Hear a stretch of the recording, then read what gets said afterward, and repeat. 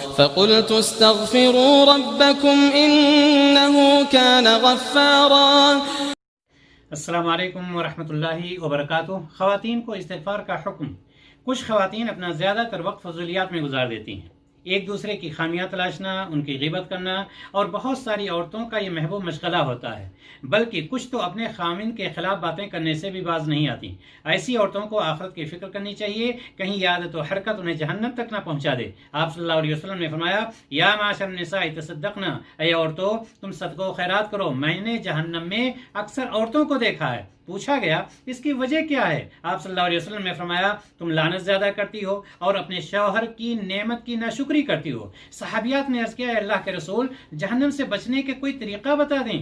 آپ نے فرمایا، 2 کام کر لو، اللہ جہنم سے محفوظ کر دے گا۔ نمبر 1، کثرت سے صدقہ کیا کرو۔ نمبر 2، کثرت کے ساتھ اللہ سے معافی مانگا کرو۔ لہٰذا بری عادتوں سے بچیں، صدقہ و خیرات کریں اور کہیں رب اغفر لی، اے اللہ مجھے معاف فرما۔